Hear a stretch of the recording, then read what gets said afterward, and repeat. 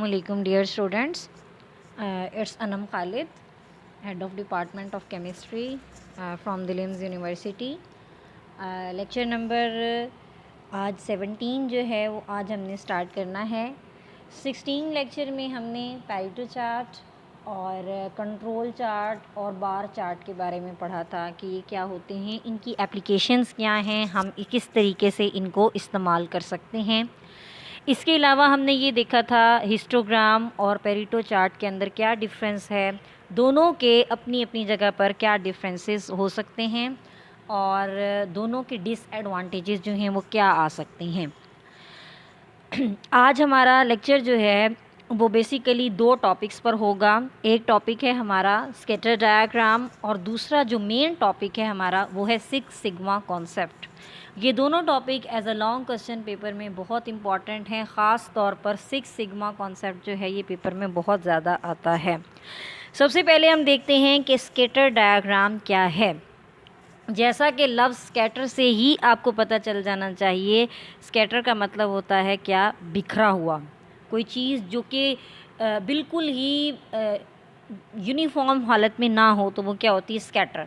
Scatter diagram एक graph होता है, a pair of numerical data with one variable on each axis. इसमें आपने एक वेरिएबल को एक एक्सिस पर लेना होता है और दूसरे वेरिएबल को आपने दूसरे एक्सिस पर लेना है। फॉर एग्ज़ाम्पल, अगर आप कोई पेशेंट है आपके पास थैलासीमिया का और आप उसके लिए कोई जो है वो मेडिसिन सजेस्ट करते हैं, तो फिर आपको ये देखना पड़ेगा कि उस मेडिसिन से कितनी रिकवरी आई है पेशेंट्स में। तो ये रिकवरी में और मेडिसिन की अमाउंट में, यानी ये दोनों वेरिएबल हुए ना। अगर आप मेडिसिन की अमाउंट चेंज करेंगे तो जो पेशेंट होगा उसकी रिकवरी की परसेंटेज चेंज होगी। तो इस तरह की डायग्राम्स को हम क्या कहेंगे, scatter diagram.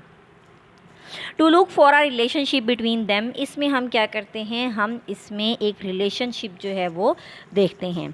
If the variables are correlated, अब हो सकता है कुछ वेरिएबल्स आपस में कोरिलेटेड होते हैं और कुछ वेरिएबल्स जो हैं वो आपस में कोरिलेटेड नहीं होते। कोरिलेटेड का मतलब ये है कि जैसे मैंने भी आपको एक एग्जांपल दी कि कोई पेशेंट है, उसको आप कोई मेडिसिन दे रहे हैं तो वो कोरिलेटेड है आपस में, उसका मेडिसिन और उसकी रिकवरी आपस में कोरिलेटेड डाटा होगा। लेकिन बाज़ औक़ात ऐसा होता है कि डाटा आपस में कोरिलेटेड नहीं होता, डाटा का आपस में कोई ताल्लुक भी नहीं होता। जैसा कि कोई और अगर मेडिसिन दी जाए उसको, पेशेंट के ऊपर, पेशेंट की रिकवरी के ऊपर कोई इफ़ेक्ट ना पड़े, तो उसे हम क्या कहेंगे कि वो कोरिलेटेड नहीं है। अगर वेरिएबल्स वो कहते हैं कि कोरिलेटेड हुए, the points will fall along a line और कर्व, तो पॉइंट्स जो होंगे वो किसी कर्व में या किसी लाइन में फॉल अप होंगे। बेटर द कोरिलेशन, कोरिलेशन जितनी ज़्यादा होती जाएगी, tighter the points will hug the line. यानी कि अगर कोरिलेशन है पॉइंट्स के अंदर तो फिर तो वो कर्व एक स्ट्रॉन्ग कर्व बनेगी। लेकिन अगर कोई कोरिलेशन ही नहीं है, अगर आपके वेरिएबल्स का आपस में कोई ताल्लुक ही नहीं है, तो फिर आप कभी भी एक कर्व्ड लाइन, जो असल लाइन है, उसको ड्रॉ नहीं कर सकते। अब इसको स्कैटर प्लॉट भी कहते हैं, इसको स्कैटर ग्राफ भी कहते हैं, और बाज़ औक़ात चूँकि ये कोरिलेशन बता रहा होता है दो वेरिएबल्स में, इस वजह से इसको कोरिलेशन चार्ट भी कहते हैं। तो ये सब एक ही चीज़ के नेम हैं। यानी इसको आप क्या कहते हैं, इसको कोरिलेशन भी कह सकते हैं, इसको स्कैटर ग्राफ भी कह सकते हैं और इसको स्कैटर प्लॉट भी कहते हैं। तो स्कैटर डायग्राम्स की ये सारे जो हैं वो नेम्स हैं। क्या हो सकता है स्कैटर डायग्राम का नेम? स्कैटर प्लॉट भी हो सकता है, स्कैटर ग्राफ भी हो सकता है और कोरिलेशन चार्ट भी हो सकता है। सेकेंड पॉइंट देखें। अब इसमें हमने करना क्या है, पहले तो हमने ये समझ लिया कि ये है क्या, कि इसमें दो एक्सिस हैं, एक्स एक्सिस और वाई एक्सिस। ठीक है, दो वेरिएबल्स के दरमियान हम उनका रिलेशनशिप फाइंड आउट करते हैं। हो सकता है वो डाटा आपस में कोरिलेटेड हो, या ये भी हो सकता है कि वो डाटा आपस में कोरिलेटेड ना हो। तो ये डिपेंड करता है कि आपका डाटा की रिलेशन क्या है। बाज़ औक़ात इसको स्कैटर प्लॉट भी कहते हैं, स्कैटर ग्राफ भी कहते हैं, और चूँकि ये कोरिलेशन बता रहा होता है आपको दो या तीन वेरिएबल्स के दरमियान, इसलिए आप इसको कोरिलेशन चार्ट भी कह सकते हैं। We draw this graph with two variables. The first variable is independent. जो पहला वेरिएबल होगा इसमें वो इंडिपेंडेंट होगा, यानी जो आपने एक्स एक्सिस पर लेना है वो इस तरह का वेरिएबल लेना है जो इंडिपेंडेंट है। जैसे अमाउंट ऑफ मेडिसन, वो इंडिपेंडेंट है। वो हाँ, अगर अमाउंट ऑफ मेडिसन चेंज की तो रिकवरी या तो बढ़ेगी या रिकवरी कम होगी, तो रिकवरी जो होगी वो डिपेंडेंट वेरिएबल है और जो अमाउंट ऑफ मेडिसन होगी वो इंडिपेंडेंट वेरिएबल है। And the second variable depend upon the first. और ये आपको बहुत अच्छे से पता है कि जो सेकंड वेरिएबल होता है जो हमेशा वाई एक्सिस पर लिया जाता है वो जो फर्स्ट वन होता है उसके ऊपर डिपेंड करता है। अब एक ग्राफ देखें, आपको एक ग्राफ सामने नज़र आ रहा होगा। ये सिंपल स्केटर डायग्राम है। अभी हम स्केटर डायग्राम की टाइप्स नहीं देख रहे, बस सिंपल मैं आपको ये समझाना चाह रही हूँ कि स्केटर डायग्राम है क्या। इसके अंदर देखें, इसके अंदर इसका स्ट्रक्चर कैसे बनाते हैं। जो इंडिपेंडेंट वेरिएबल है वो आपने एक्स एक्सिस पर लेना है हमेशा। जो इंडिपेंडेंट वेरिएबल है आमतौर पर टाइम होता है या आमतौर पर अमाउंट होती है, किसी चीज़ का मैस होता है कि अगर आपने चेंज किया तो आपके जो रिकवरी है, पेशेंट्स हैं वो कितने रिकवर हो सकते हैं।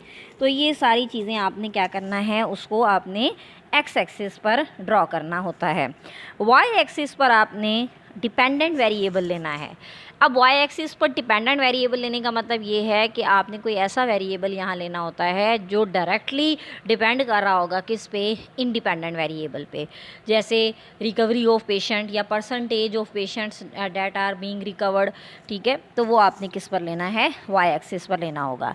ये आपको पॉइंट नज़र आ रहे होंगे, तो ये आपका एक डाटा आएगा। क्या ये डाटा किसी यूनिफॉर्म हालत में है? नो। इसी वजह से इस डाटा से बनने वाले ग्राफ को या कर्व को हम कहते हैं स्कैटर प्लॉट, या हम इसको स्कैटर ग्राफ भी कहते हैं। चूँकि ये सारे का सारा डाटा आपको रिलेशनशिप बता रहा होता है डिपेंडेंट वेरिएबल में और इंडिपेंडेंट वेरिएबल में, इस वजह से हम इसको कोरिलेशन चार्ट भी कह सकते हैं। नेक्स्ट देखें, अब अगली स्लाइड पर आपके पास ये क्वेश्चन भी बहुत आता है कि ये कब यूज़फुल है, आपको कैसे पता चलेगा कि अब इसे यूज़ करना चाहिए या अब इसे यूज़ नहीं करना चाहिए। तो ये दो सूरत हाल हैं जिसमें हम इसको इस्तेमाल कर सकते हैं। Number 1 is this diagram is use to find the correlation between these two variables. ठीक है, ये डायग्राम आपको कोरिलेशन के बारे में बताती है, हाउ दे आर रिलेटेड, कि वो किस तरीके से रिलेटेड है। आया एक चीज़ के बढ़ाने से वो दूसरी चीज़ जो है वो बढ़ती है, या एक के बढ़ाने से दूसरी कम होती है, या एक के बढ़ाने से दूसरी पर कोई अफेक्ट नहीं होता। तो ये सारी चीज़ें आपको फाइंड आउट करने के लिए आप इस ग्राफ को इस्तेमाल करते हैं। आफ्टर डिटर्मिनिंग द कोरिलेशन, जब आप कोरिलेशन बता चुके होते हैं, you can then predict the behaviour of dependent variable. उसके बाद आप डिपेंडेंट वेरिएबल का बिहेवियर इजीली बता सकते हैं और फिर डिपेंडेंट वेरिएबल का बिहेवियर भी बता सकते हैं, और ऑन द सेम टाइम आप क्या कर सकते हैं, आप इंडिपेंडेंट वेरिएबल को मेजर भी कर सकते हैं कि कितना वो जो है वो इस्तेमाल हो रहा है। सेकेंड पॉइंट में, अ scatter chart is useful when one variable is measurable and the other is not. Scatter chart उस वक्त भी इस्तेमाल होता है जब एक क्वांटिटी को तो मेजर किया जा रहा हो लेकिन दूसरी को मेजर ना किया जा रहा, दूसरी मेजरेबल ही ना हो, उसकी फॉर्म न्यूमेरिकल में ना हो, तो तब भी आप क्या करते हैं, आप उस वक्त भी स्कैटर चार्ट इस्तेमाल करते हैं। अब कुछ एग्ज़ाम्पल आगे दी हुई हैं, आपने इनको देखना है। देखें, फर्स्ट एग्ज़ाम्पल क्या है। फ़र्ज़ करें कि आप हाईवे पर ये देखना चाहते हैं कि हाईवे पर आए दिन एक्सीडेंट्स होते हैं, तो ये क्यों होते हैं, या क्या आप इन एक्सीडेंट्स की रेशो को कम कर सकते हैं। ठीक है, तो इसमें फर्स्ट पे देखें, you are analysing accident pattern on a highway. You select the two variables, आप क्या करेंगे, आप कोई से दो वेरिएबल उठाएंगे। ठीक है, या आप उन दो में से ये ले लें, मोटर स्पीड और नंबर ऑफ़ एक्सीडेंट। ठीक है, अब मोटर स्पीड जो होगी इसके अंदर वो एक इंडिपेंडेंट वेरिएबल होगा, आप उसे एक्स एक्सिस पर ड्रॉ करेंगे। नंबर ऑफ़ एक्सीडेंट्स जो होंगे वो आपके होंगे वाई एक्सिस पर, और आप उसको क्या करेंगे, आप उसको वाई एक्सिस पर ड्रॉ करेंगे।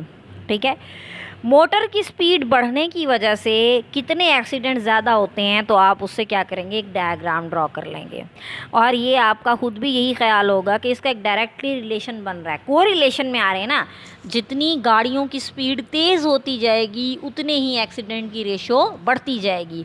तो ये आपको एक कोरिलेशन बता रहा है। तो इस तरीके से हम कोरिलेशन बना सकते हैं। सेकेंड पॉइंट देखें, once the diagram is complete, एक बार अगर डायग्राम कंप्लीट हो गई, you notice that as the speed of vehicle increases, फिर आपने ये नोटिस कर लिया कि जैसे जैसे व्हीकल्स या गाड़ियों की स्पीड बढ़ती है, number of accident goes up, उतने ही एक्सीडेंट क्या होते हैं, बढ़ते हैं। This shows the relationship between the two,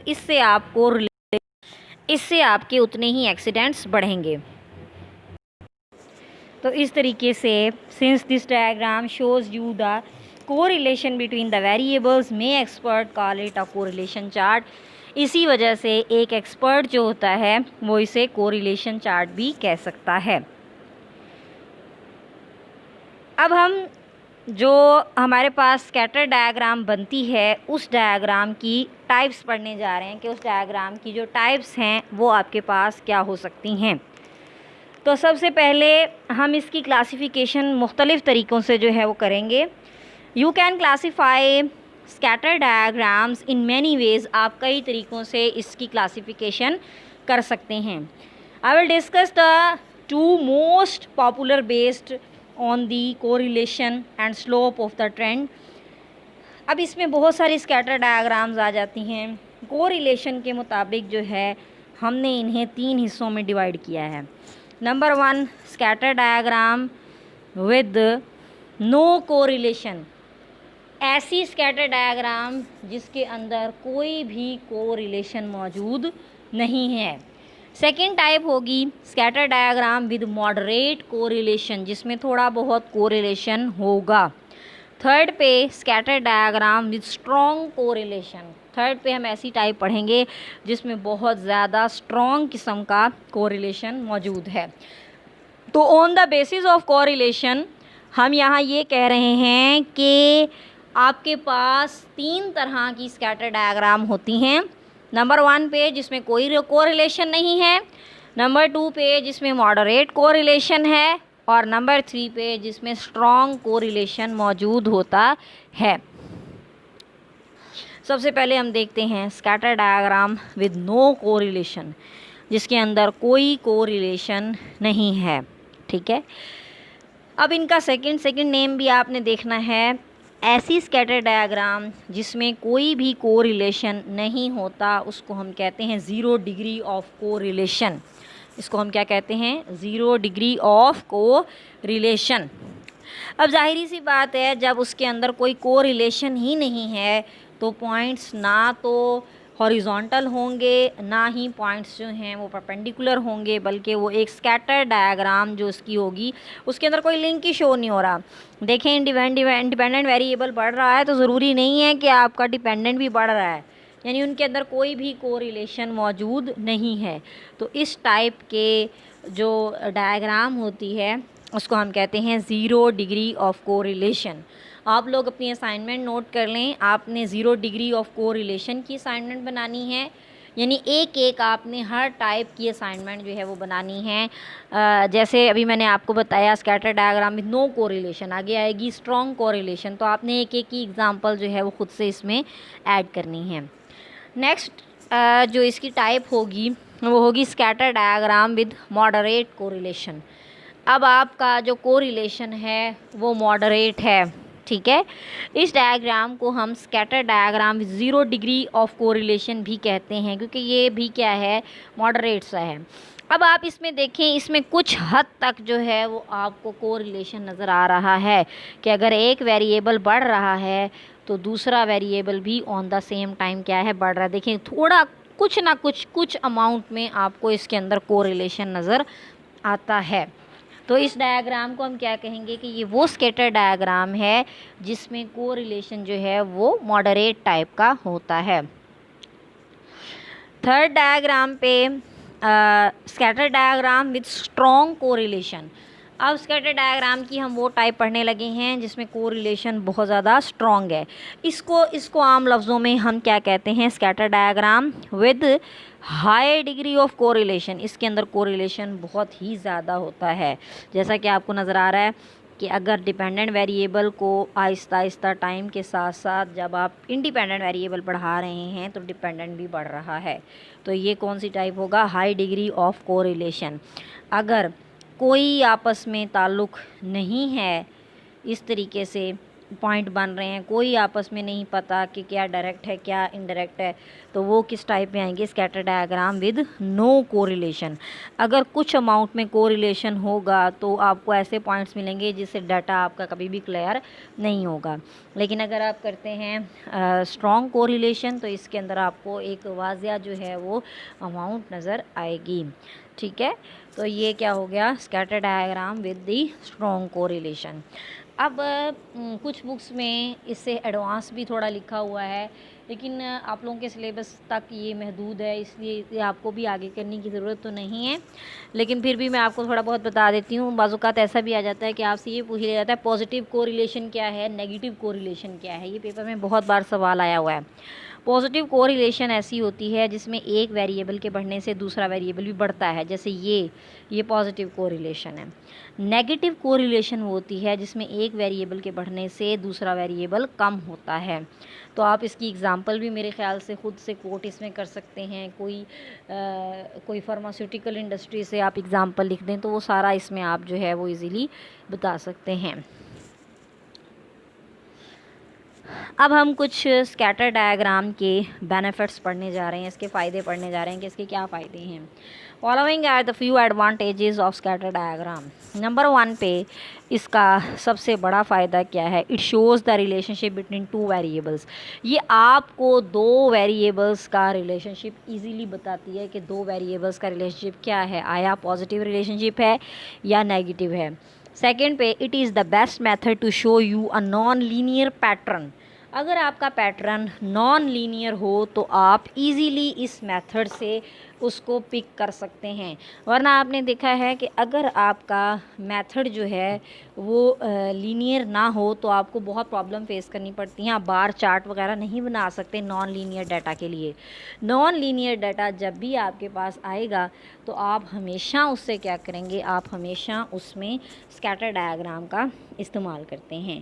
third पे, the range of data flow i.e. Maximum and minimum value can be determined. आप इससे रेंज भी बता सकते हैं कि मैक्सिमम वैल्यू क्या है और मिनिमम वैल्यू क्या है। फोर्थ पे, observation and reading are straightforward. इसमें ऑब्जर्वेशन और रीडिंग जो हैं वो बहुत स्ट्रेट फॉरवर्ड हैं, यानी बिल्कुल सीधा और साफ साफ आपको आंसर करना पड़ेगा कि ऑब्जर्वेशन इसके अंदर क्या आ रही है या उसकी रीडिंग जो है वो क्या है। नेक्स्ट में, plotting the diagram is easy. फिर इसकी डायग्राम का जो प्लॉट करना है, इस डायग्राम को ड्रॉ करना है, वो इंतहाई आसान है। तो इस वजह से ये इसके फ़ायदे हैं। नंबर 1 पे 2 वेरिएबल्स के रिलेशनशिप के बारे में आपको ये बताती है। नंबर 2 पे बेस्ट मेथड है नॉन लीनियर पैटर्न के लिए, क्योंकि जो भी मेथड हमने अब तक पढ़ा है वो लीनियर पैटर्न के लिए है, नॉन लीनियर के लिए ये बेस्ट मेथड अप्लाई किया जा सकता है। थर्ड पे, इससे आपको जो डाटा होता है उसकी रेंज पता चलती है कि उसकी मैक्सिमम वैल्यू क्या है और उसकी मिनिमम वैल्यू क्या है। फोर्थ पे, ऑब्जर्वेशन और रीडिंग्स जो हैं वो स्ट्रेट फॉरवर्ड होती हैं। फिफ्थ पे, plotting the diagram is easy. इसकी जो डायग्राम है वो बहुत ज़्यादा ईजी है। ज़ाहिरी सी बात है, जिस चीज़ के फ़ायदे हैं उसके नुकसान भी होंगे, उसकी कुछ लिमिटेशंस या कुछ डिसएडवांटेजेस भी हो सकते हैं। अब उसके डिसएडवांटेजेस क्या हैं? The following are few limitations of scatter diagram. Scatter diagram की जो कुछ लिमिटेशंस हैं वो गिवन है। नंबर 1 पे, scatter diagrams can not give you the exact extent of the correlation. ये आपको कोरिलेशन का कभी भी एग्जैक्ट जो है वो रिलेशनशिप नहीं बता सकती। एग्जैक्ट से मुराद ये है कि एक एग्जैक्ट डाटा आपके पास नहीं आ सकता। आपके पास जो डाटा आता है वो नॉन लीनियर होता है या फिर वो रैंडम सा डाटा होता है। ठीक है। सेकंड पे, अ scatter diagram does not show the quantitative measurement of the relationship between the variable. ये वेरिएबल्स के दरमियान कभी भी क्वांटिटेटिव रिलेशनशिप नहीं बताती।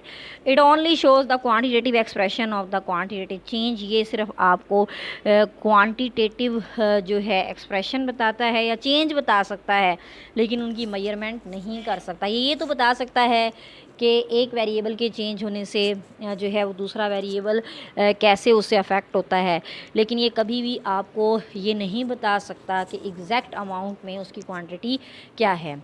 थर्ड पे इसका लिमिटेशन क्या है, this chart does not show the relationship for more than 2 variable.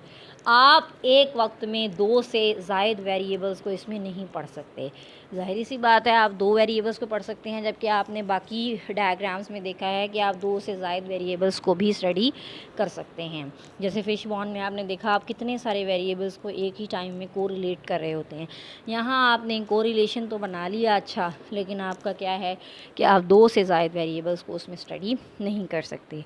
तो लिमिटेशंस क्या हैं? नंबर 1 पे स्कैटर डायग्राम एग्जैक्ट डाटा नहीं देता कोरिलेशन का। सेकंड पे स्कैटर डायग्राम जो है ये क्वांटिटेटिव मेजरमेंट नहीं देता। हाँ, आपको क्वांटिटेटिवली ये बताता है कि कितना चेंज आएगा, कब आएगा।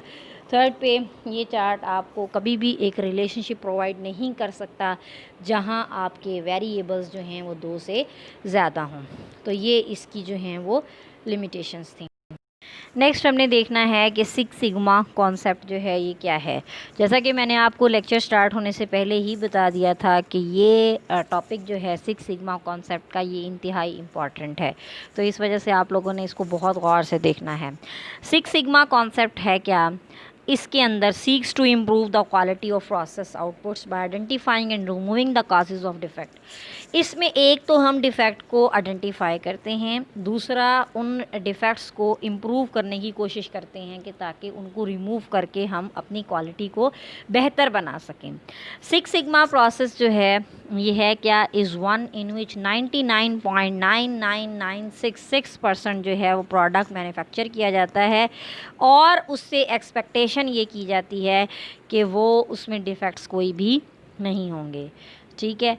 और उसका जो डिफ़ेक्ट रेशियो होता है वो ज़्यादा से ज़्यादा इतना होता है कि 1 मिलियन में से 3.4 जो है वो डिफ़ेक्ट्स आ सकते हैं, यानी इतना कम उसमें डिफ़ेक्ट का चांस है। तो 6 सिग्मा कॉन्सेप्ट है क्या? ये क्वालिटी ऑफ प्रोसेस की आउटपुट को पहले जज करता है कि किस तरीके से हम उन्हें आइडेंटिफाई कर सकते हैं और किस तरीके से हम उन्हें फिर रिमूव कर सकते हैं, ठीक है। और उन डिफ़ेक्ट्स को आइडेंटिफाई करके उनको रिमूव करके आप उस सिग्मा प्रोसेस से क्या करते हैं, अपना क्वालिटी का जो प्रोसेस होता है उसको इम्प्रूव कर लेते हैं। 6 सिग्मा प्रोसेस एक ऐसा प्रोसेस होता है जिससे जो गलती होती है, जो डिफ़ेक्ट होता है, उसका चांस बहुत ही कम हो जाता है और वो चांस जो है वो 99.9966% ये इतनी अमाउंट में आप सेटिस्फेक्शन लेवल तक पहुंच जाते हैं। और आपका सेटिस्फेक्शन लेवल ये होता है कि मिलियन में से यानी 1 लाख में से सिर्फ 3.4 डिफ़ेक्ट आ सकता है, इससे ज़्यादा डिफ़ेक्ट जो है वो पॉसिबल नहीं होता। तो लिहाजा ये एक बहुत अच्छा मेथड है जिसको अपना कर हम अपनी क्वालिटी को बहुत अच्छे तरीके से इम्प्रूव कर सकते हैं। डेफिनेशन इसकी जो है वो आपको एक स्लाइड में बाकायदा नज़र आ रही होगी, ठीक है। 6 सिग्मा में होता क्या है? It improve the quality of process output by identifying and removing the causes of defect, जो कि मैंने अभी आपको बताया कि इसमें आप क्या करते हैं, इसमें आप डिफ़ेक्ट्स को आइडेंटिफाई करते हैं और उनके काजेज़ को रिमूव करते हैं। 6 सिग्मा अप्रोच जो है इसमें एक मैनेज चीज़ें होती हैं, स्टैटिस्टिकल डाटा होता है जो फोकस करता है reducing the variation in the process and preventing deficiencies in product, जिसकी वजह से प्रोडक्ट में कोई डेफिशिएंसी आ रही हो तो हम उसको क्या कर लेते हैं, उसको कंट्रोल कर लेते हैं, उसको प्रिवेंट करते हैं। The concept of variation state no 2 lines will be perfectly identical. इसका एक कॉन्सेप्ट ये है कि ऐसा कभी भी नहीं हो सकता कि 2 लाइनें जो एक जैसी हैं, कभी भी नहीं हो सकता कि वो 100% क्या हों, आइडेंटिकल हों, उनमें कुछ ना कुछ जो है वो चेंज ज़रूर आता है। 6 सिग्मा के जो प्रोसेस हैं जिनमें इनको अपनाया जाता है वो डिफरेंट होते हैं। नंबर 1 पे रिकॉग्नाइज, डिफ़ाइन करना, फिर उस मसले को, फिर मेजर करना, फिर उसको एनालाइज करना, फिर उसको इम्प्रूव करना, फिर उसको कंट्रोल करना, और कंट्रोल करने के बाद उसको स्टैंडर्ड और इंटीग्रेट करना, यानी फिर उसे देखना कि आया उससे कितना जो है वो फ़र्क आपके ऊपर या आपके प्रोसेस के अंदर उसमें कितना जो है वो डिफरेंस आया है। तो ये 6 सिग्मा के एलिमेंट्स हैं। 6 सिग्मा के कुछ बेनिफिट्स हैं, कुछ फ़ायदे हैं। इससे ऑर्गेनाइजेशन को बहुत ज़्यादा फ़ायदा होता है, ठीक है। अब इससे ऑर्गेनाइजेशन को क्या फ़ायदा है, क्या नहीं है, एक तो ये कि इससे बहुत सारी रकम बचती है, मनी सेव होता है, ठीक है। इसके अलावा एम्प्लॉयज़ का एटीट्यूड भी चेंज हो जाता है, ठीक है। क्यों चेंज हो जाता है? क्योंकि ज़ाहिर सी बात है, जब एक क्वालिटी कंट्रोल को बेहतर बना लिया जाएगा तो एम्प्लॉय का जो मूड होगा, एम्प्लॉय का जो बिहेवियर होगा वो भी चेंज हो जाएगा, ठीक है। तो इम्प्लीमेंटेशन जो है उससे बेनिफिशियल आउटकम्स आ सकते हैं। क्या हो सकते हैं? नंबर 1 पे आपका प्रॉफिट इंक्रीज़ हो सकता है, आपका जो मुनाफा हो रहा था वो बढ़ सकता है। As a result of eliminating waste and improving the quality of production, lean 6 sigma reduces the cost of. इसमें क्या होता है, इसमें ऑर्गेनाइजेशन की जो कॉस्ट होती है, जो उनकी चीज़ें होती हैं, उससे क्या होता है, उससे कम हो जाता है। एंड इंक्रीजेस द प्रॉफिटेबिलिटी, इससे आपका प्रॉफिट जो है वो बढ़ता है, ठीक है। और जैसे इसमें एक एग्जांपल भी दी हुई है कि जनरल इलेक्ट्रिक रिपोर्टेडली एक्सपीरियंस्ड ए प्रॉफिट कोस्ट, उसकी इतनी सेविंग आ सकती है अगर वो इस मेथड को अपनाते हैं। सेकंड पे स्टैंडर्डाइज्ड एंड सिंप्लीफाइड प्रोसेस। इसमें एक प्रोसेस जो है वो स्टैंडर्डाइज्ड होता है। स्टैंडर्डाइज्ड का मतलब ये है कि वो किसी किस्म के डिस्क्रिमिनेशन में नहीं जाता, और प्रोसेस इंतहाई सिंपल होता है। With the help of value stream mapping, lean 6 sigma eliminate the waste in process and, इसमें अननेसेसरी स्टेप्स को सारों को रिमूव कर दिया जाता है, ठीक है। प्रोसेस जो हैं वो सिंप्लीफाइड होते हैं, ईजियर होते हैं, और उनमें एरर आने का चांस भी नहीं है। सिंप्लीफाइड प्रोसेसेस जो होते हैं वो आपके टाइम को भी रिड्यूस करते हैं, आपकी कॉम्प्लेक्सिटी को जो है वो कम करते हैं, और उसके अलावा आप ओवरहेड होने से बच जाते हैं। आपके ऊपर वही जिम्मेदारियां होती हैं जो इन एक्चुअल आप करना चाहते हैं। अदरवाइज़ आपके ऊपर बहुत ज़्यादा बर्डन नहीं होता, कि कॉजेज़ वही आपके सामने आते हैं जो इन एक्चुअल वर्क कर रहे होते हैं। फिर थर्ड पे इसकी सबसे बड़ी एप्लीकेशन 6 सिग्मा कंसेप्ट की, या इसका बेनिफिट क्या है, इससे एरर कम होता है, ठीक है। एरर कैसे कम होता है? ज़ाहिर सी बात है, जब कोई चीज़ बहुत ज़्यादा सिंपल होगी तो उससे क्या होगा, उससे एरर भी उतना ही कम होगा, और उसमें वेस्ट भी कम होगा, तो इसकी वजह से एरर की कमी आ जाती है। उसके बाद फोर्थ पे एम्प्लॉय परफॉर्मेंस और डेवलपमेंट। एम्प्लॉय की परफॉर्मेंस भी ज़ाहिर है बढ़ेगी, जब एक एम्प्लॉय को पता होगा कि मैं जो काम कर रहा हूँ वो दुरुस्त है और उसकी क्वालिटी भी इंक्रीज़्ड है, तो वो उसकी परफॉर्मेंस भी बहुत ज़्यादा अच्छी हो जाएगी, ठीक है। उससे क्या होगा, उससे एक सेल्फ इम्पोर्टेंस बढ़ेगी, उससे सिग्निफिकेंस बढ़ेगी, जिससे एम्प्लॉयज़ के दरमियान एक अच्छा माहौल जो है वो क्रिएट होगा और उनकी बेटर जॉब परफॉर्मेंस सामने आएगी। उसके बाद वैल्यू टू कस्टमर, इससे आप कस्टमर को वैल्यू देने लगेंगे। कस्टमर कैसे खुश होगा ये आप जान लेंगे, ठीक है। लीन सिग्मा जो 6 सिग्मा होते हैं वो अलाउ करते हैं प्रोसेसेस को, in turn they are able to produce more product, इससे ज़्यादा आपको प्रोडक्ट मिलता है, कस्टमर सेटिस्फेक्शन जो है वो बढ़ेगी, और आपका कस्टमर की लॉयल्टी भी क्या हो जाएगी, इंक्रीज़ हो जाएगी। अब हम ये पढ़ने जा रहे हैं कि जो 6 सिग्मा है इसका बेसिक प्रिंसिपल क्या है। 6 सिग्मा कॉन्सेप्ट के बेसिक प्रिंसिपल क्या हैं, ठीक है। इसके बहुत सारे प्राइमरी प्रिंसिपल हैं जिनको समझा जाता है कि बेसिक प्रिंसिपल जो हैं वो होते हैं। नंबर 1 पे इसका प्रिंसिपल क्या है, it pays attention to the need of salient, यानी इससे पहले आपको सबसे पहले क्या करना है, ज़रूरियात को अटेंशन देनी होती है कि सजेशन क्या दी जाए कि कोर्स ऑफ एक्शन जो है वो आपका सही हो सके। तो कोर्स ऑफ एक्शन लेने से पहले आपने उन नीड्स को अटेंशन देनी है जो ज़रूरी हैं। तो पहला प्रिंसिपल आप लोगों को समझ आया। पहले प्रिंसिपल में क्या है कि आपने अटेंशन प्रोवाइड करनी है। सेकंड प्रिंसिपल में आपने एक्सटेंसिव मेजरमेंट की और स्टैटिस्टिकल इवैल्यूएशन को पढ़ना है। लिहाजा Cillian becomes aware of the cause of the problem. इससे आपको ज़ाहिर सी बात है, जब आप उसकी मेजरमेंट लेंगे, स्टैटिस्टिकल इवैल्यूएशन लेंगे, तो उससे क्या होगा, मेजरमेंट आपके सामने आने लगेगी, ठीक है। थर्ड प्रिंसिपल इसका क्या है, इज़ टू बी प्रोएक्टिव।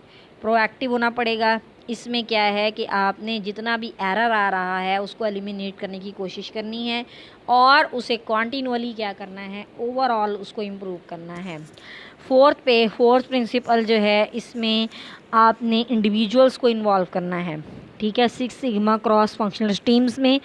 और फिर आपने उनकी डेलिजेंस, उनमें फ्लेक्सिबिलिटी, उनका टैलेंट, उन सारी चीज़ों को जो है वो इसमें जज करना होगा।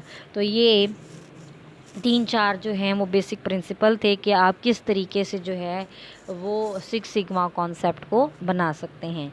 वो बेसिक प्रिंसिपल क्या थे ये भी मैंने आपको बता दिया। पहले आपने अटेंशन पे करनी है एक्शन ऑफ कोर्स से पहले, फिर आपने उसकी मेजरमेंट करनी है, इवैल्यूएशन करनी है। उसके बाद थर्ड पे आपने क्या करना है, थर्ड पे आपको प्रोएक्टिव होना पड़ेगा, जिसमें आपने जितने भी एरर है उसको एलिमिनेट करना है। और फोर्थ पे आपने क्या करना है, आपने उसकी एक टीम बनाकर उनकी इंटेलिजेंस, उनकी फ्लेक्सिबिलिटी और उनकी इन चीज़ों को चेकआउट करना है। 6 सिग्मा कॉन्सेप्ट की 2 अप्रोचेस जो हैं वो बेसिकली हो सकती हैं। इसकी 2 टाइप्स हैं, ठीक है। एक है डी मैक, ठीक है, जैसा कि आप सबको नज़र आ रही है। एक क्या है, डी मैक, ये डी मैक है। और एक है DMADV। 6 सिग्मा कॉन्सेप्ट को डिवाइड किया जाता है 2 अप्रोचेस में। डी मैक के जो हैं ये अपने 6 एलिमेंट्स हैं और DMADV के अपने 6 एलिमेंट्स हैं। अब इसके 6 एलिमेंट कौन से हैं देखें, D से डिफ़ाइन, M से मैयर, A से एनालाइज, फिर उसके बाद I से इम्प्रूव और उसके बाद लास्ट में कंट्रोल। यानी पहले आपने प्रॉब्लम को डिफ़ाइन करना है, फिर उसको मैयर करना है, फिर उसको एनालाइज करना है, फिर आपने उसको इम्प्रूव करना है और एट द एंड आपने क्या करना है, उसे कंट्रोल करना है। इसी तरीके से एक दूसरी अप्रोच होती है DMADV। इसमें क्या करना है, इसमें पहले डिफ़ाइन, मैयर, बिल्कुल ऊपर वाले की तरह डिफ़ाइन करना है, मैयर करना है, एनालाइज करना है, यहाँ तक सेम है। लेकिन एनालाइज करने के बाद इसके अंदर आपने डिज़ाइन और वेरीफाई करना होगा। जबकि उसमें क्या किया था आपने, उसमें एनालाइज और इम्प्रूव किया था, इम्प्रूव और कंट्रोल किया था। यहाँ आपने वेरीफाई करना है और वेरीफाई करने के बाद आपने उसको फिर जो है वो अपने DMADV मोड में पढ़ना है। तो इसके 2 मोड होते हैं। नंबर 1 पे DMAIC, define, measure, analyse, improve and control. और दूसरी अप्रोच क्या है, DMADV, यानी define, measure, analyse, design and verification, ठीक है। अब बिल्कुल जिस तरह आपने सबके एडवांटेजेस और डिसएडवांटेजेस पढ़े हैं, इसी तरीके से 6 सिग्मा कॉन्सेप्ट के भी कुछ एडवांटेजेस हैं और इसके on the same time disadvantages भी हैं। एडवांटेजेस देखें पहले, नंबर 1 पे implementation, implemented in every business. ये हर तरह के बिज़नेस पर इम्प्लीमेंट हो सकता है, ये इसका सबसे बड़ा फ़ायदा है। 6 सिग्मा कंसेप्ट जो है वो हर तरह के एलिमेंट्स पर अप्लाई हो सकता है। Profit motive leads to profits and reduction in cost. इससे क्या होता है कि इससे प्रॉफिट आपके पास ज़्यादा आता है और आपका जो एक्शन कॉस्ट है उसमें कमी आ सकती है। थर्ड पे aim to achieve maximum customer satisfaction. Aim इसका ये है कि आप इससे कस्टमर की मैक्सिमम सेटिस्फेक्शन जो है वो गेन करना चाहते हैं। फोर्थ पे यूज़फुल है, useful in the entire business process and training is to integral the management. इससे मैनेजमेंट को क्या होता है कि बहुत ज़्यादा फ़ायदा होता है।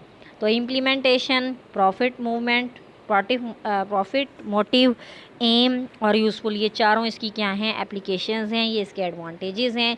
हर तरह के बिज़नेस पर इसे अप्लाई किया जा सकता है और प्रॉफिट और कॉस्ट में जो है वो भी ये बहुत ज़्यादा सिग्निफिकेंट है। फिर ये इसका एम क्या होता है कि अचीव करना है इसने कस्टमर की सेटिस्फेक्शन को। उसके बाद ये यूज़फुल होता है इंटायर बिजनेस में और इंटीग्रल पार्ट होता है मैनेजमेंट का। जिस तरह से इसके एडवांटेजेस हैं, सेम ऑन द हैंड इसके डिसएडवांटेजेस भी हैं। डिसएडवांटेजेस नंबर 1 पे क्या है, लेस एम्फसाइज्ड, यानी इस पर इतना ज़्यादा जोर नहीं दिया जाता।